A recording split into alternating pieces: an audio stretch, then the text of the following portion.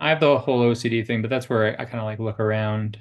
I think life is hard and everybody has their challenges. And I think, externally people have challenges, but internally everybody's going to go through something at some point, not to make everybody a mental patient. It's just life with a lot of bumpy roads and different ways of interpreting it.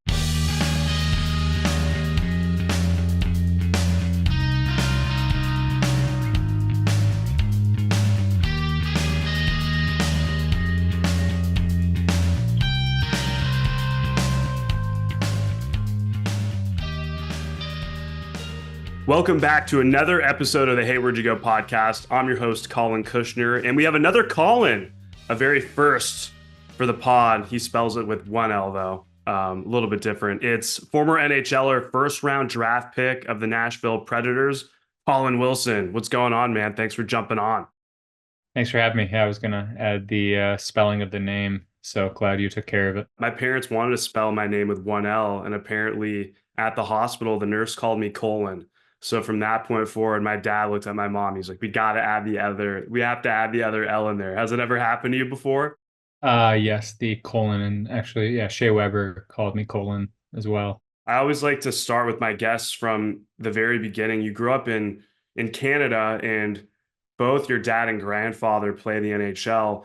What attracted you to the game of hockey outside of your grandfather and your dad playing professionally? Yeah, no, aside from my dad and my grandfather playing, just growing up in Winnipeg, I mean, that's what you did. And I don't, my parents tell me memories of me being attracted to hockey before my earliest memory. So I think just the cold, being from Winnipeg, and the community, you just kind of get drawn to it. But yeah, my whole life, very passionate about it. You were selected by the Nashville Predators in the first round, seventh overall of the 2008 NHL draft, third generation NHL player. What was that moment like for you, if you can kind of take us back there? Again, a very validating experience. I had just amazing. I mean, to go in the first round, and sometimes I forget that all happened until you introduced me and you said I was first rounder, and I was like, oh yeah, that one. I was. It was a while ago, but I was. But obviously, very cool. If you're in the first round, you get to go up on stage. You get to go through some formalities before the draft if you're ranked in the top 10. So the whole experience was very cool. And then finally belonging to a club. And it was Nashville. And it's funny, like the draft was in their very much older jerseys, played a couple years in them. But yeah, so a surreal experience. But I also, like everybody says, you're kind of like, okay, now I got to go stick. But you do feel pretty good about yourself after going in the first round. I'm curious about like attachment, when you're such when you're a high level prospect, I think in any sport, like, is it challenging to not attach yourself to that status and that level, of being a top tier athlete, or like, what's that like kind of having that put on you at such a young age and then having to navigate that? Yeah. A lot. I'm sure I mean, when you're 19 and you're not too, I don't know, you're not as psychologically developed, I'm sure you're going to be very attached to it. There are some guys, I mean, when I look at the psychology of different guys that I played with, I mean, some guys who just were more well-rounded and not attached obviously took the pressure a lot better, in my opinion. But no, I mean, I wanted it. I've felt a lot of pressure to stay an NHLer, but that's just kind of that's life. Yeah, and I guess the reason why I was asking about that, attachment to what you do, because in previous guests have said that, this is not who you are, it's what you do. And those have been some of the most interesting conversations because like you have all this, you've worked so hard to get to a certain level, and then you attain that, and then all of a sudden, that like you live and you breathe it. So I just found it like fascinating how like different athletes have navigated. A former NFL guy, said that on his profile, it says just a guy living life, because, some people have like their accolades and all that. And he pretty much told me, he's like, none of that matters. What matters is like who I am away, and how I am with my friends and my family, and how I kind of walk through this life. I don't know. It was fascinating. Yeah, I think that's if all athletes can get to that place very quickly after playing or during playing, I'm sure that would be amazing. I mean, I know I only have LinkedIn, but I certainly put on their former NHL player because people respond to my DMs. But yeah, I mean that it isn't who you are.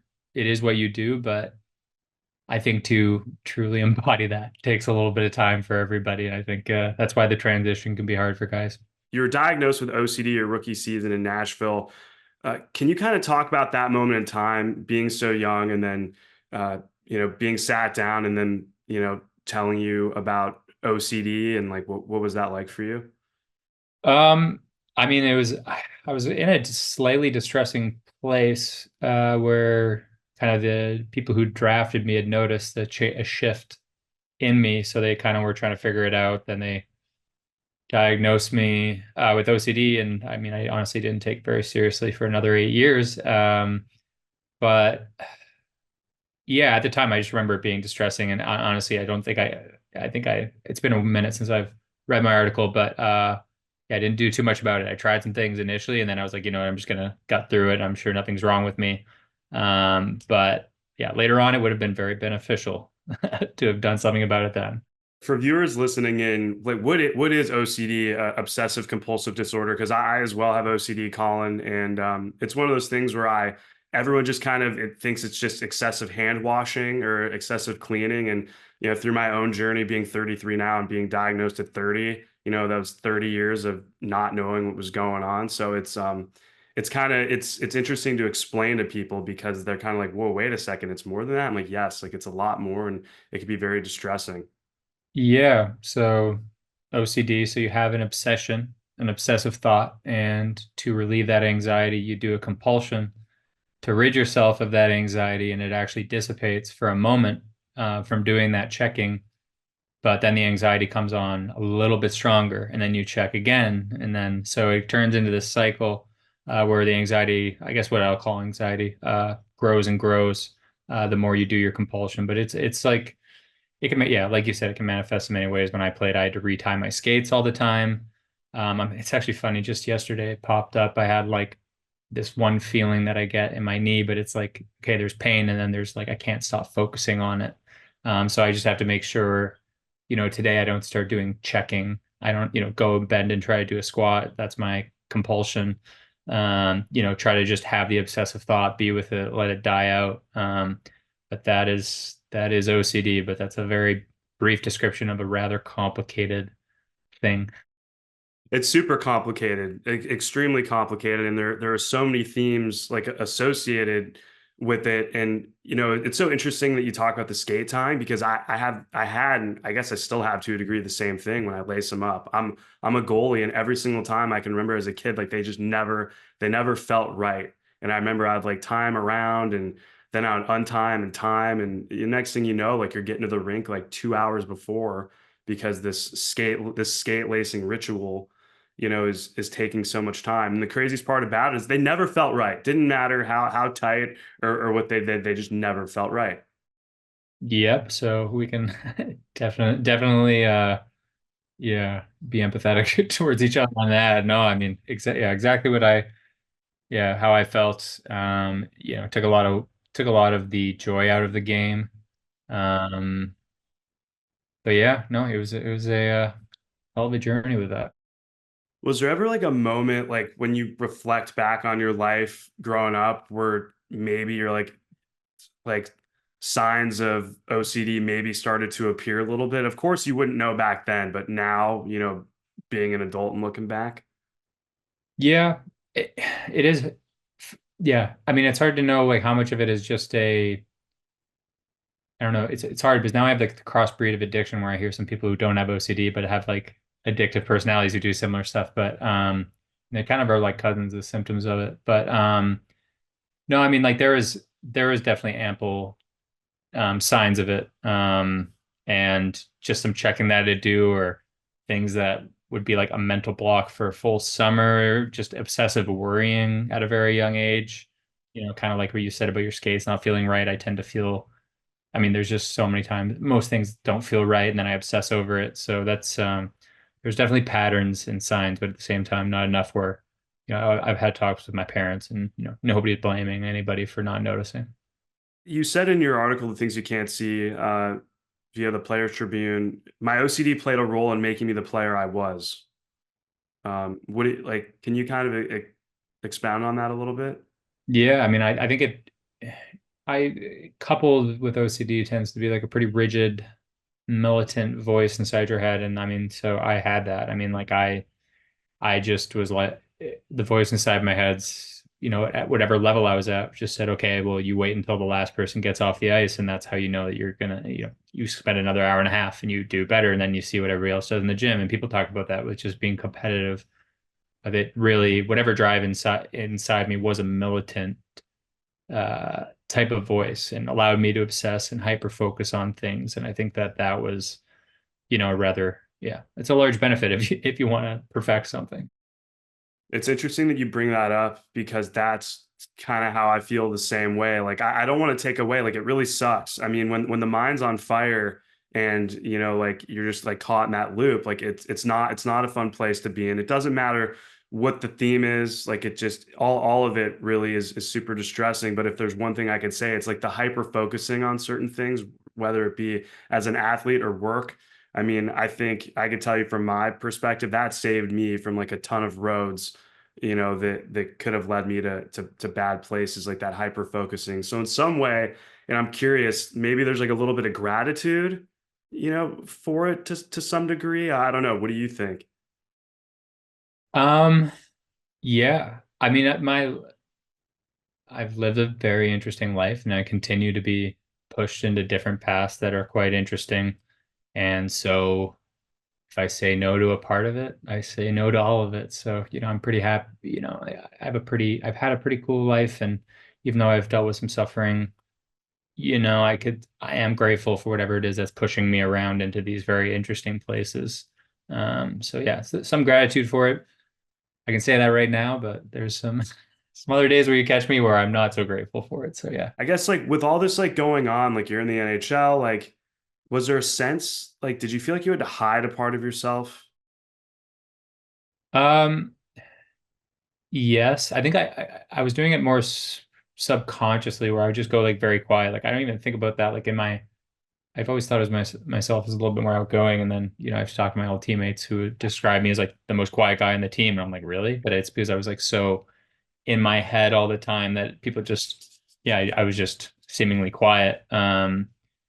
But yeah, I mean, you don't tell anybody. It's hard. Like I remember it wasn't until my at the time girlfriend moved in with me, and all of a sudden somebody had to like see me doing some of this crazy stuff or like being in my head where, suddenly I couldn't really hide. Like you could put it on a face at the rink for 3 hours, but you can't do it when you get home. So that was more a time where I couldn't necessarily hide too much.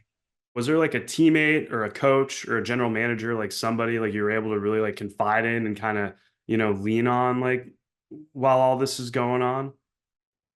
No, but I did. I mean, the team psychologist in Nashville was solid throughout my whole career. Him and I still talk.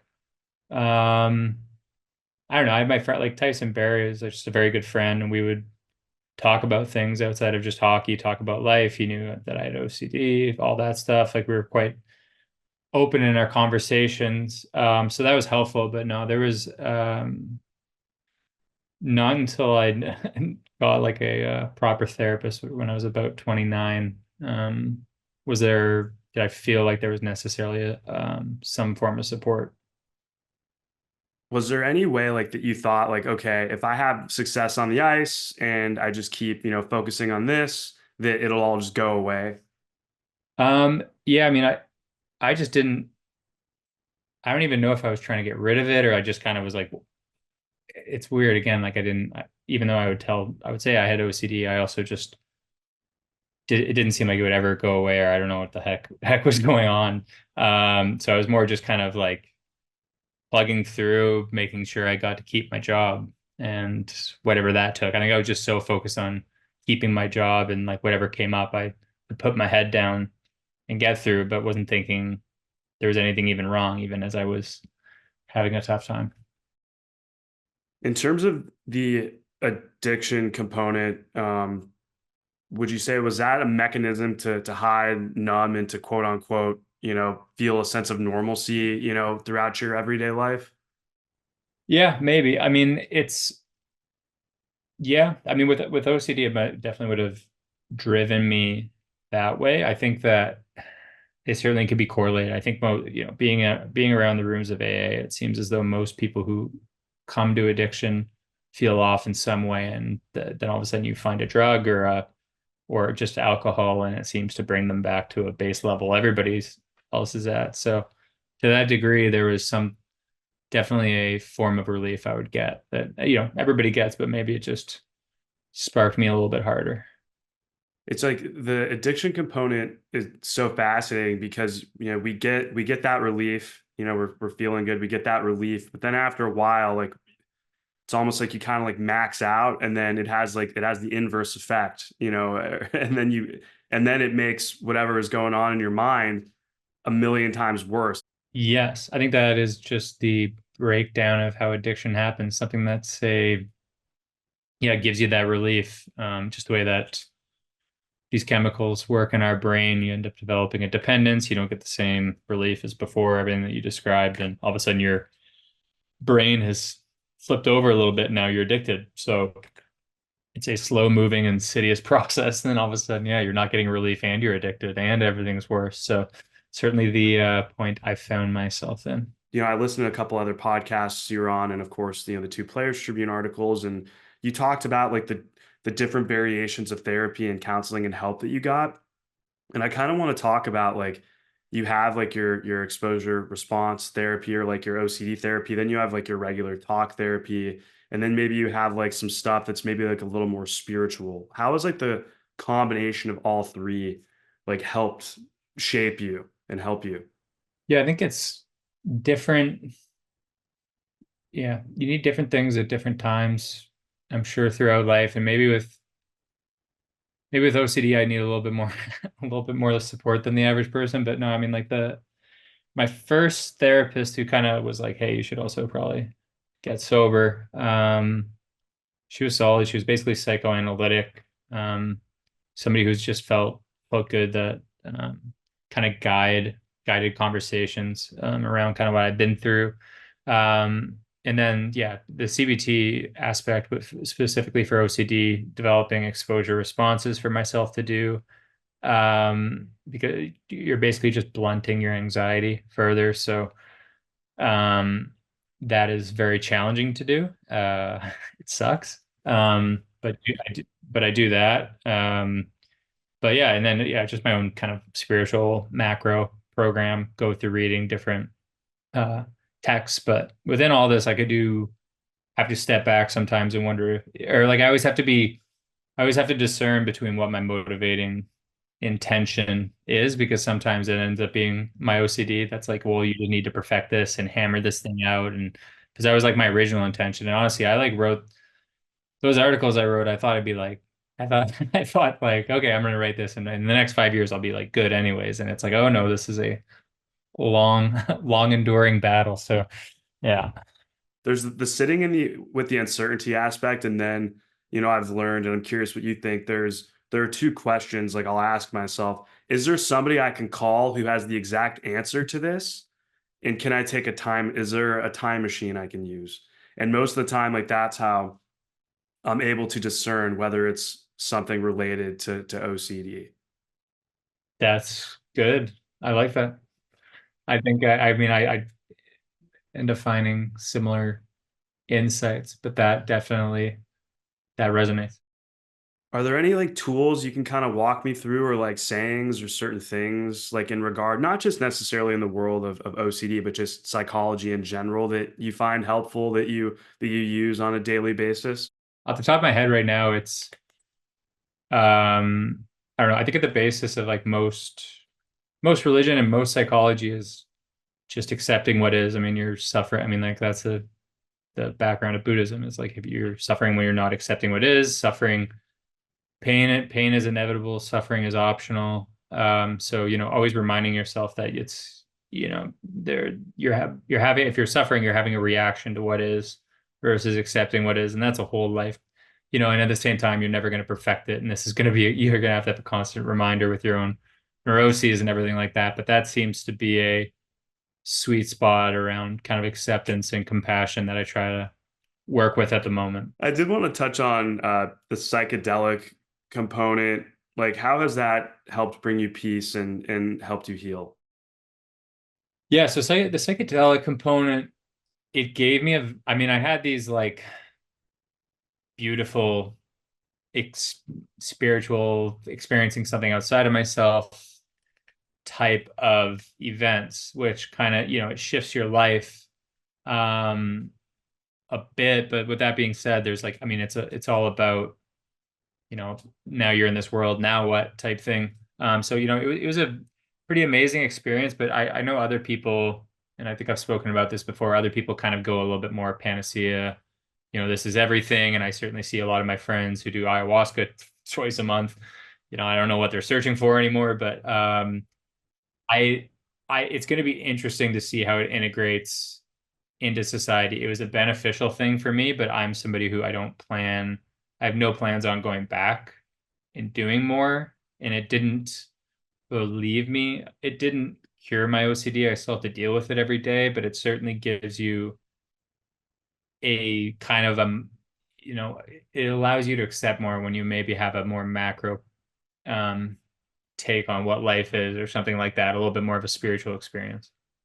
Would you say it's like another like tool in the toolbox? Obviously, I know it didn't totally, it didn't just rid you of the OCD, but like you can maybe reflect back on that experience and then access it, like remind yourself like, hey, like I am not this thing. I don't know. I try to live like a more contemplative life, a more ritualized life, not an OCD ritualized, but like try to be grateful, read a spiritual text, and it does give you something, and I think that there's, and then at the same time, I mean, like I was atheist up until I did psychedelics, and now like to give something, to give problems over to something higher than yourself, which is a mainstay in the 12 steps, and to have experienced something that I feel like I can give problems over to is a pretty great psychological tool. Going back to the hockey component of your life, do you think your NHL career made you feel pressured to be perfect or to present yourself or be perceived in a certain way for others?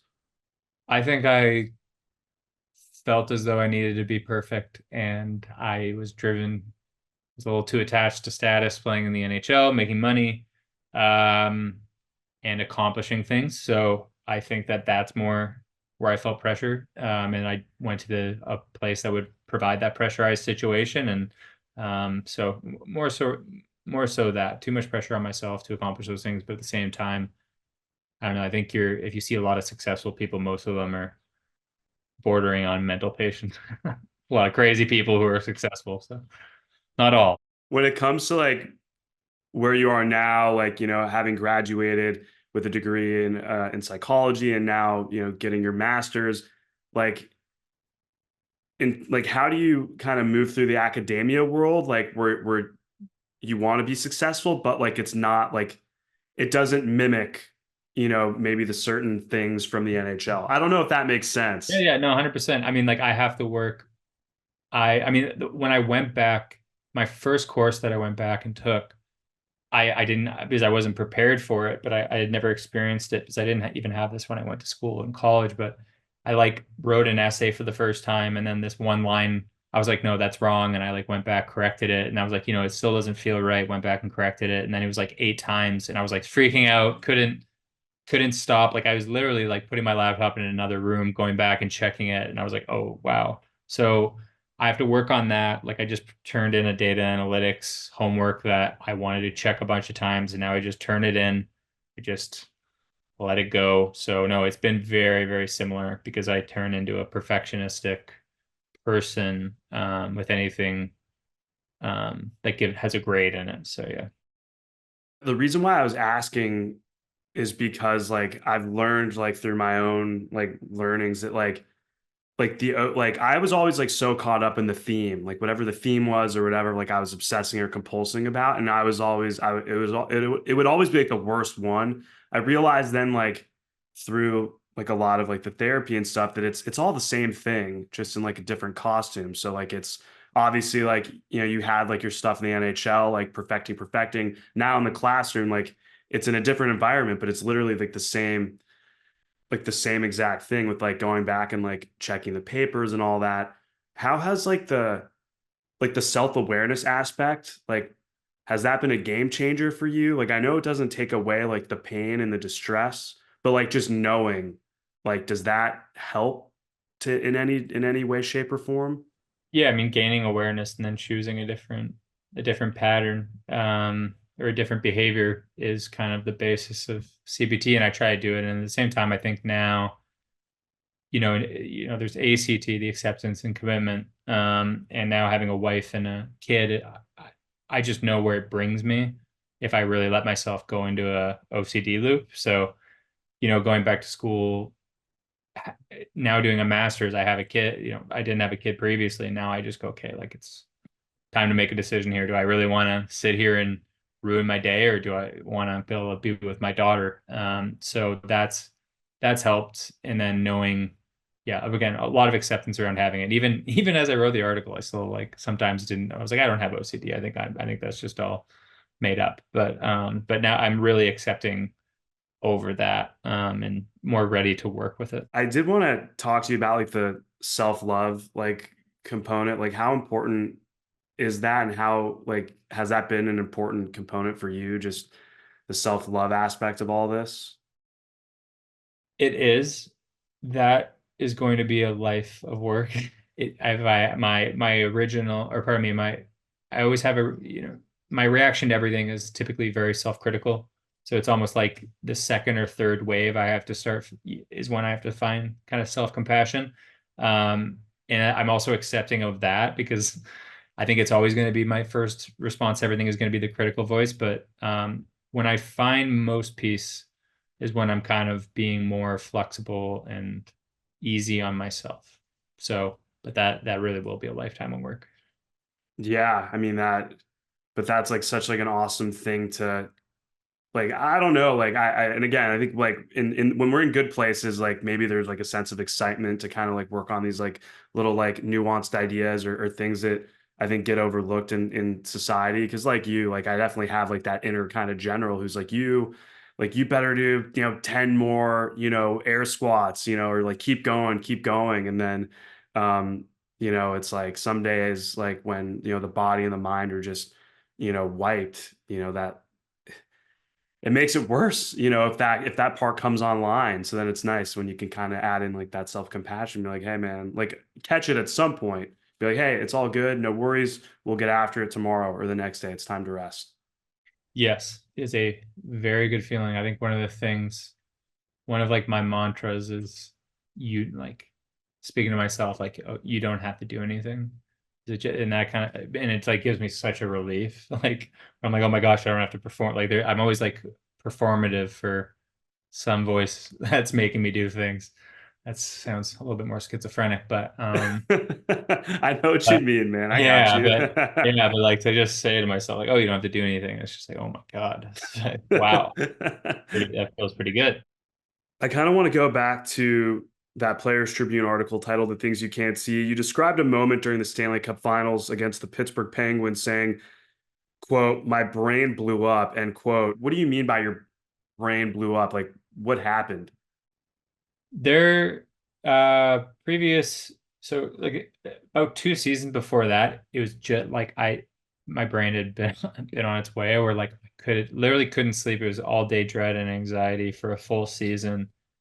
And then this time it was that coupled with, I mean, like for the th past 3 or 4 seasons, like the only way I could sleep was with sleeping pills. Um, and that just starts adding on. One of them was addicting. It's an addictive substance. The other one wasn't. And I actually wasn't, I can admit when I'm addicted to something, I wasn't addicted to the sleeping pills. Um, but I think just I started going up to such higher doses just trying to sleep as I was using it for every day, combined with the partying, combined with OCD that I wasn't doing anything about, kind of the pressures of the NHL, the extended season. And yeah, it just wasn't, things blew up. It was a combination of the OCD, the addiction, self-medicating, but it was yeah, very, very dark place. So I don't know, like combined of, Yeah, kind of hard to describe it. I still will stay with the brain blew up. Not very functional, not a functional human being at that time. I was like just so used to being able to play through everything and live through this type of feeling, and it just seemed normal. Like I don't know, like again, I never really sought too much help. I didn't know anything was going wrong, necessarily that wrong. So my brain blew up, and this is me. The article is me reflecting on that, but at the time, I like kind of brushed it. I don't know, like the fact that I didn't I didn't go get like seek professional help as soon as the season ended. Like that's really what I should have done. That place that I was in, and I still managed to skate by for another year and a half, probably. Yeah, that's hard though, man. Like when you're in it, and of course, like the hindsight, like is always going to be 2020. But that's hard though, dude. With like so much like going up. Like I know now, it like seems easy. Like oh, like why didn't I just go seek like immediate help? But dude, I understand. Like in that type of space, like everything's like I don't know. Like when the walls are like kind of caving in, to me, they're you're not like looking out for options. Like to see. It's just kind of like what the heck is going on. Yeah, well, I think in the last since that happened in the last like 5 or 6 years, I mean, the amount of guys who have taken a month off mid-season or something like that is pretty like it's not uncommon. And actually, when at that time you just never heard of it, like nobody was taking a month off to go to a facility, and that seems to happen more and more, which is amazing. I'm happy for those guys, but I was so all I thought about was like even in the off season, I'm like, well, shit, I only have 2 months and I have to get ready for the next season. Like I can't take time to get this thing better, time to ramp it back up. So yeah, you're just thinking about how to get to the rink the next day. Was there maybe a little bit of fear that if you did take that time that like you wouldn't be able to go back in the sense of like you wouldn't like the NHL like that would be it to a degree? Yeah, I think so. That yeah, just a whole lot of things. I mean, embarrassment around it. Embarrassment around it, not being able to come back.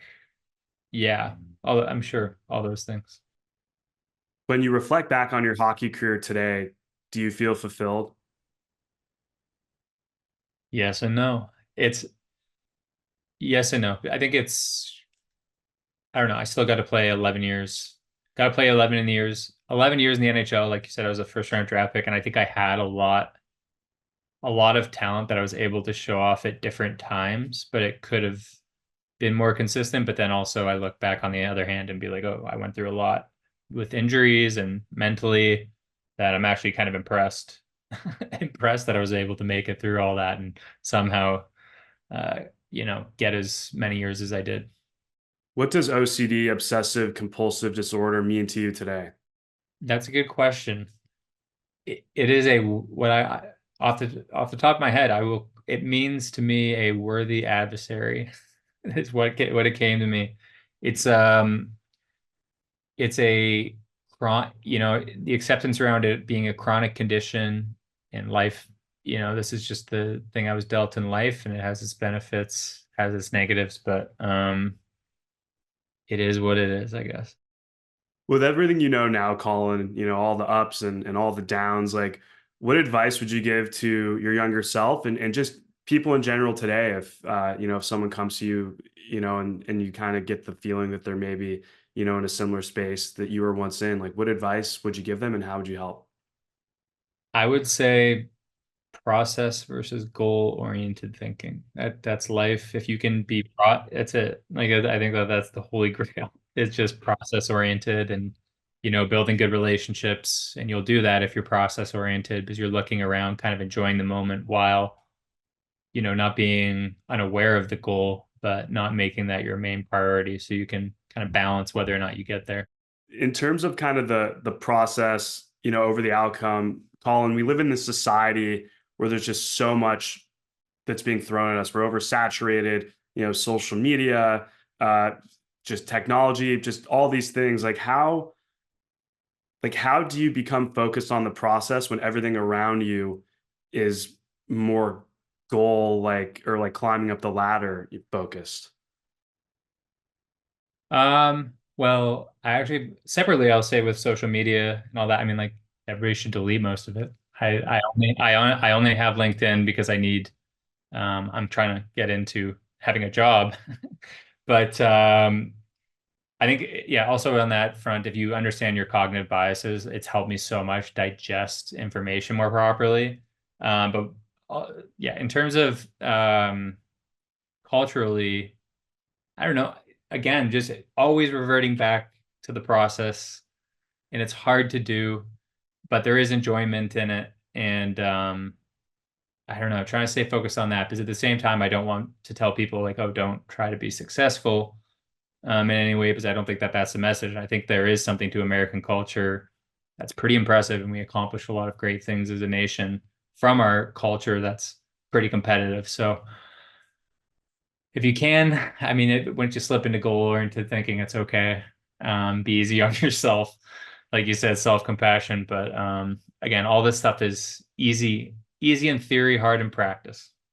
That's well said, dude, because it's like if you think about like all like the micro things we do every day, like you wake up and you make breakfast, like the goal is it's easy to like lose sight of the actual process. You're, putting your oatmeal in the pan, you're washing your berries, if that's what you choose. And then as opposed to I think most of the time like I'll get like caught up in like just I can't wait to eat this as opposed to like and then I have to catch myself being like, hey dude, like it sounds crazy, Colin, but I'll literally it's like an internal dialogue. Right now you're washing the fruit, like, and I'll literally like wash it and like be like really mindful of it. Then I'm not perfect because as we both know, perfection is an illusion.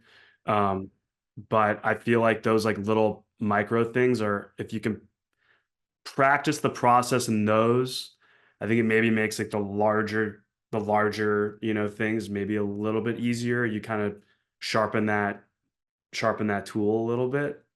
Yeah, I mean that you're just definitely very well describing mindfulness and why Buddhists find it to be a skill very much worth giving up your life for to cultivate. I mean, it's if you can be mindful in situations like that, try to broaden it, try to have longer moments of mindfulness. It's yeah, incredible. I think to have that goal and to be mind and you recognize when you're mindful and more aware, you are able to enjoy that process more. So yeah, I mean that's a great goal. It's a great goal and a worthy goal of having, without saying to enjoy the process over the goal. Now I'm getting wordy, but yeah.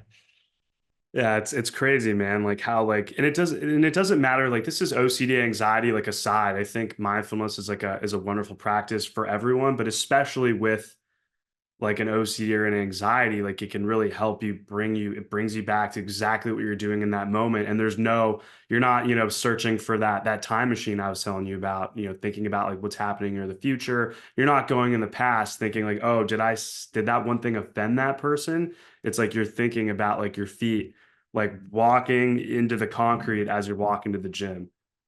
Yep. No, grounding, being in the moment. Yeah, that's all. It's all great things to cultivate, and that's things I'm working on for sure.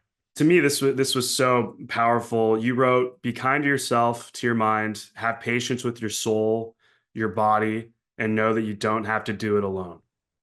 Mm, that's good writing. I've been Who Guys, wrote that? definitely helps that I had a professional writer with me during that. Well, that I don't know. I think that in terms of being process oriented, I think that that's a more poetic way of putting it. Kind of at the end, being kind to yourself along this journey. And I think that I might have cut you off with this and where you're going with it, but no, I mean yeah, that's definitely the message throughout, and having the support and kind of feeling the support is another vital aspect. I know like you have like according to your LinkedIn page, dude, you have like so many irons in the fire, man. Like you're getting your masters, like you have so many interests. Um, in terms of the psychology aspect, is the goal to be able to like help people like in terms of like what you're looking to do next, Colin, what are we thinking, man?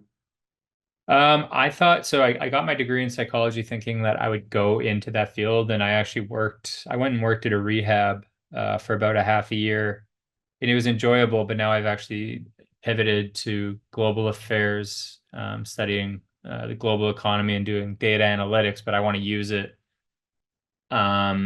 I want to use it either for environmental challenges or, inequality throughout the world, kind of helping developing countries build and kind of doing it from a more systemic way versus a one-on-one way where I feel like, solving the economics and financing that allows for a country to, further develop and get larger wages, something like that is um, a better use of my mind and one that I would find more rewarding. So that's where I'm at. But then using the psychology degree, I mean, everything's psychology. So it doesn't matter what I'm doing. Always thinking about it. Colin Wilson, everybody. Appreciate the time. Thank you.